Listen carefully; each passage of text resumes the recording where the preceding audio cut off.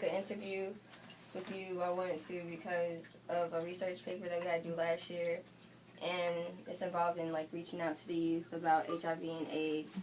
And yeah, I did that last year, and this year I had like a graduation project, needed like a product with it, and my product was like to interview, that's what it was going to be at first, was to interview somebody with HIV and AIDS, and that's not really like, that's kind of hard to do.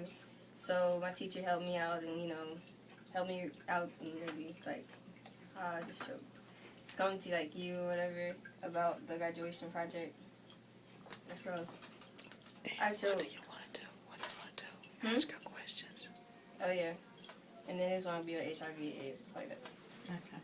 And it's like reaching out to the youth. And my teacher, like she made me, well, she helped me out or whatever to come to you. And yeah, I'd rather just do an HIV AIDS counselor.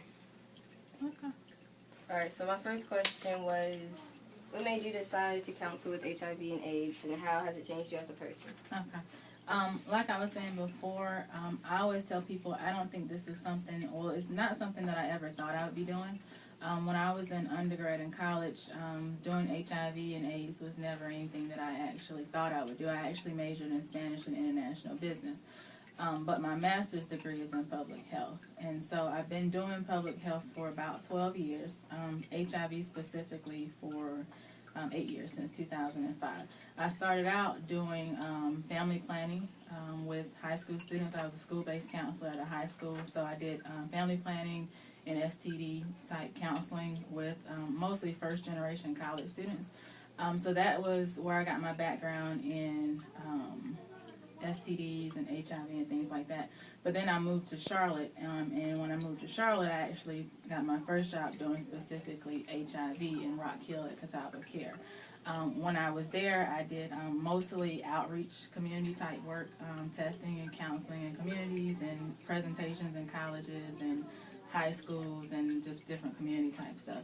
And just from doing that, I realized that it was kind of where I wanted to be, because I enjoyed being able to educate people, being able to help people who maybe didn't know their status.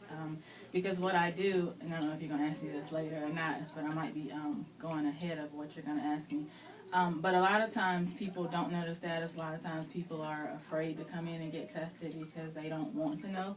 And so for me, I feel like I enjoy helping people. And so one of the things that has kept me here, because for people who do this type of work, you're not doing it because of the money. Not that you can't make a decent living, but you will never get rich in public health. And so you don't do it for the money. You do it because you actually enjoy what you do. And you do it because you actually want to help people and make a difference. And for me, being able to go to sleep at night and know that I did something that could have helped someone or potentially save their life, that's what keeps me here. And that's why I've been doing it for as long as I have. Wow. So has it changed you as a person? Yeah. I think this work is hard. It's hard work because I don't just counsel people and tell them they're negative. I'm also the only person here that does positive test results. So if someone comes into the clinic and they get tested and they test positive for HIV, I'm the person at this particular clinic that has to tell them. And so I think it makes you more compassionate towards people in general. It makes you more open-minded. And you can't do this work without being affected by it. You try not to take your work home, but that's hard to do because when you have young kids, and I mean young kids your age, Yeah, that's what I'm doing my thing. 17, 18, 19 years old who are testing positive, and this is something that they're going to have for the rest of their life until there's a cure. So it affects you. Anybody who says that it doesn't affect them, they don't need to do this job anymore. Because once you get to the point where this doesn't affect you at all, then you're in the wrong field. So I think it does make you more understanding of people. It makes you, like I said, more open-minded. But I don't know how to explain how it affects you, but for me, like I said, I do it because I love what I do. And I do it because I love helping people and hopefully doing something that will, even if they're already infected, people don't always remember when you tell them, but they remember how nice you are. They remember how helpful you are and how much hope you give them. And so it does affect you, though. Yeah, I was doing mine. That's what I'm doing mine. I'm reaching out to the youth because mainly just to let people know about it, like that it's serious and stuff like that. That's mainly what my research paper was about. But how, like, in the way does it help? Like, you know how you can, like, do you counsel some people, like actually talk to them? Yeah. Like, how does that help them? Like, does it help them in any way? Yeah, well, you have a lot of different people who come in. You have people who are regular testers. They come every 3 months, every 6 months, every year. So they kind of know the routine. They know what we're going to ask them. But we don't just draw their blood and send them home.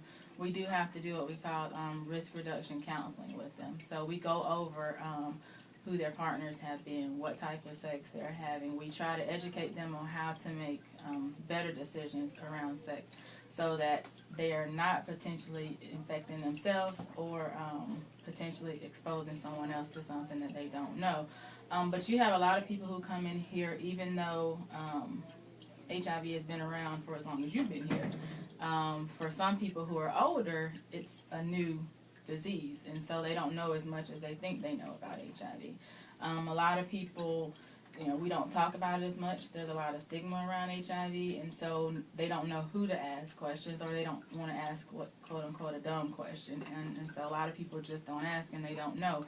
So I think the counseling that we do, it does help them because a lot of things people think is okay to do because they've never been told that this is risky or you need to do this or whatever. And so once we counsel them and they start actually thinking about what they're doing, a lot of people do make changes in their lifestyle, but then you do have people who it doesn't matter whether they come in or not, they're going to continue to do the same thing.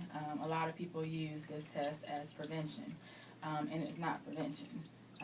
It's early detection, which can save a person's life, but if you don't change your behaviors, then eventually you may end up getting infected. But I do tell people, if you've never been tested, the best place to go is either a health department or a community-type agency. Because if you go to your private doctor, and I don't know if you had this experience yet because you're so young, but if you go to your doctor, a lot of times all they ask you for is, do you want the test? They don't talk to you about your risk. They don't talk to you about what you're doing. And a lot of times if you've had a doctor for a very long time, they think they know you already, so they don't ask you certain questions. And you have a lot of people who are doing things that are very high risk, but they think it's okay because they keep testing negative. And it's not a matter of what you're doing is okay, it's just that you haven't gotten infected yet. So I would tell anyone, if you've never been tested, go to the health department or go to a community agency so you'll get an idea of what type of risks there are. Don't go to your private doctor yet because they don't ask you a lot of questions.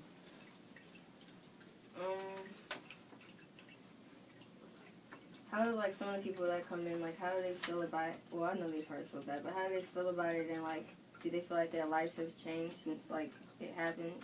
You mean people test positive? Yeah. Again, it depends on the person. You would think that everybody who was told that they were HIV positive would probably cry and fall out of that chair.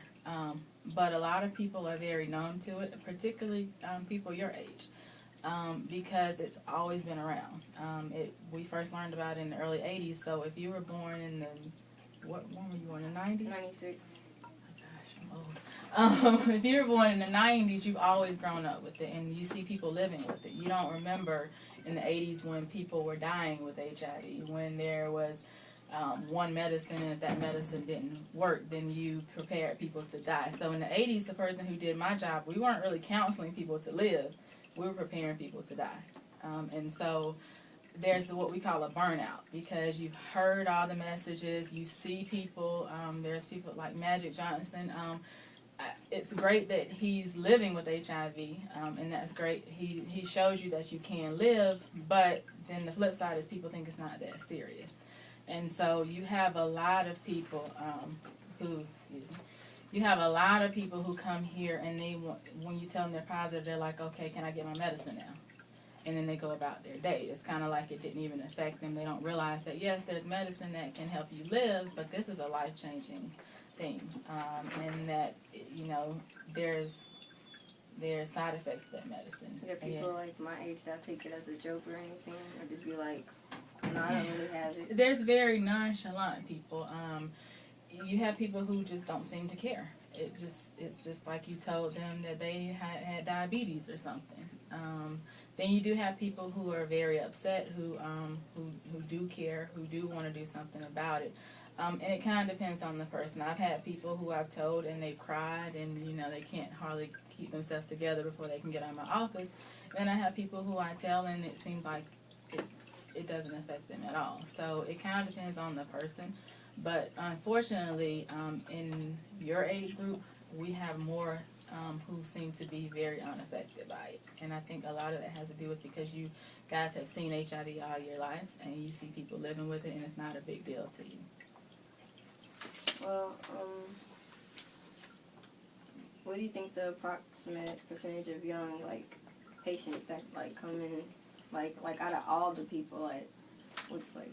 I don't have a statistic for you, but I can tell you just from being the person that does the positive test results. Here at this health department, 90% of my HIV positive clients are young black males. And when I say young, what's young to you may be a little different than what's young to us. But when we say young, we're talking about the under 24. Yeah, that's what I was. Yeah. And, I mean, I've had, you know, I haven't had to tell anyone under probably 17, but I have had clients who were younger than that who were HIV positive and who didn't get it from parents, who got it from having unprotected sex. But yeah, so 90% of the, I would say, and that's, like I said, I don't have an accurate statistic, but just from doing the positive test results, I would say that 90% of the tests, the people who test positive at the health department are young black males. Yeah, under 24. I have one more question. What's something that you would tell, like, the youth about having and preventing AIDS and in general, like, AIDS itself? What I would tell them is that it's